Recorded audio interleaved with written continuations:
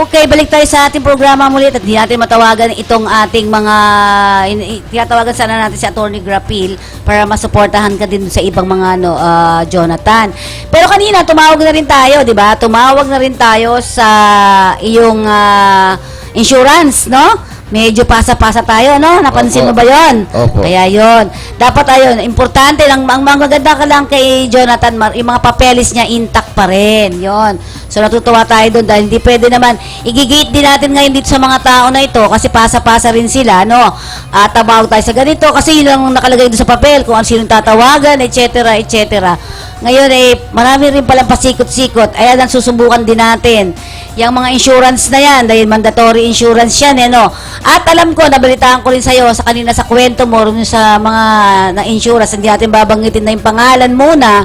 For the meantime, nagkasakit ka pala doon, no? Ng October last year. September. September po yan, ma'am. Oo, August, September. Ang sinasabi naman, deadline mo daw ng iyong mapapasuyo yung iyong insurance ay ng November 27. So covered pa, sabi natin. Yes, ma'am. Dahil nagkasakit po ako doon yung sa sakit ko po dito sa body ko po, yung August po yun, nung Ramadan po yun. Bali, umabot po ako ng mga 40 days po yun dahil pabalik-balik po ako sa hospital. Tapos after that, yung meron na naman, kasi siyempre, kahit may sakit po ako, continuous pa rin po yung pagtatrabaho din. Pagtatrabaho po. Hanggang sa na-injury na naman po ako sa paa. Na halos, ang sabi po ng doktor, puputulin daw yung paa mo. Puputulin daw yung paa ko. Halos 2 buwan din ako nagpagaling noon na walang nakatulong sa company namin, kundi po yung membro, samahan po na ng Sampilak. Abuti na lang po, tumakas po kami na nakatakbo kayo sa Sampilak. Yun. So, salamat talaga po sa Sampilak po. Sige, pasalamatan natin mga taga Sampilak. Alam ko kasi mga kaibigan, papupuntahin pa muna natin to sa Overseas Workers Welfare Administration. Sige, sir. Kung nagpapasalamat po kay Mami President Mila Lapus at saka kay Vice Berheldan sa tulong mo sa amin talaga sa pasama-sama, nagtsatsaga.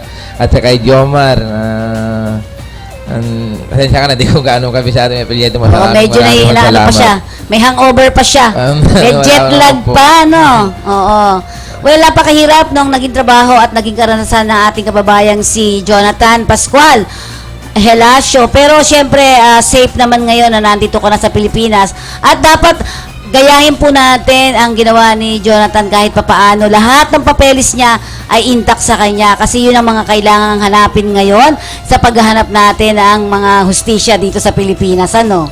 Ay, opo. Dahil tigit po sa lahat po dahil sa inyo po. Siyempre, sama-sama tayo dyan sa pagtulong. Yan. At ngayon ay mga kababayan, bibitawan na muna natin si Jonathan kasi papupuntahin pa natin ito sa Overseas Workers Welfare Administration na kung saan nakausap na rin natin. At siyempre, pinapupunta pa rin natin siya dun sa nag-insurance sa kanila. Pupuntahan niya pa dapat yun. Pero Jonathan, isang tanong na lamang sa'yo. Kumusta naman ang feeling mo ngayon? Gusto mo pa bang umalis o hindi? At ano ang nagiging trabaho mo kaya dito sa Pilipinas? Sa akin po wala po akong trabaho dito sa Pinas. Ang gusto ko lang pong mangyari kung meron po akong makuha ko po lahat ng pinaghirapan ko po at saka makapag-apply po na totoong kumpanya po na totoong kumpanya. Ayaw po. Dahil po mahirap po yung dinanas po namin. Sobra po. Grabe. Talaga. Oo. So, Jonathan, anong masasabi mo doon sa mga OFWs na papaalis ngayon? Ano ang dapat nilang gawin? Ano ang dapat nilang maalala?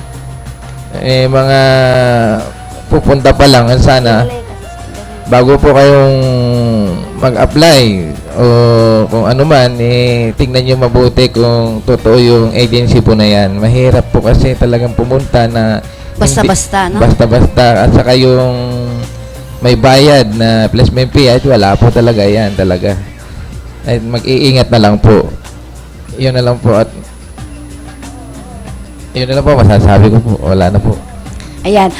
Umiyak siya pero katawa siya, no? Masama loob talaga ni Jonathan dito. Pero anyway, sa lahat po ng mga migrant workers, sinasabi nga natin, dapat talaga totoo yung sinasabi ni Jonathan. Dapat mag-iingat tayo. Huwag tayong bara-bara-bay, lalo na sa kontrata. Ano? Opo. Ang kontrata dapat nakukuha mo kaagad. mula sa pagpirma mo, dapat meron ka na kagad kopya. O bago ka pumirma, Jonathan, dapat binabasa, ano? Ay, opo. At saka, isisingit ko na lang po talaga yung experience ko po. Dapat yung kontrata mo na ibibigay sa iyo, kailangan nakadeclare yung sahod mo talaga. Hindi yung nangyari po sa akin na yung pinirmahan ko po doon sa agency ko, walang hindi kagaya yung ibinigay nila sa akin na dinala ko galing sa trabaho sa Saudi. Yan. So, with that, thank you very much sa iyo, Jonathan. At sana yung iba pa nating mga kababayan na dumating na dito sa pamamagitan din ng pagtulong ng mga kababayan natin sa abroad, katulad ng Sampilak, sana magsipunta sila dito sa atin at para mabigyan natin ng kaunting kaunting suporta kung ano yung mga gagawin. Pero alam niyo po kasi si Jonathan parang hindi niya alam pa yung mga gagawin niya Kaya dapat matulungan pa rin natin siya sa mga ganitong sitwasyon. Okay, thank you very much, Jonathan. Sana ay makakuha ka pa ng trabaho. Ano? Salamat din po. Oo, Sana po. sige. Thank you.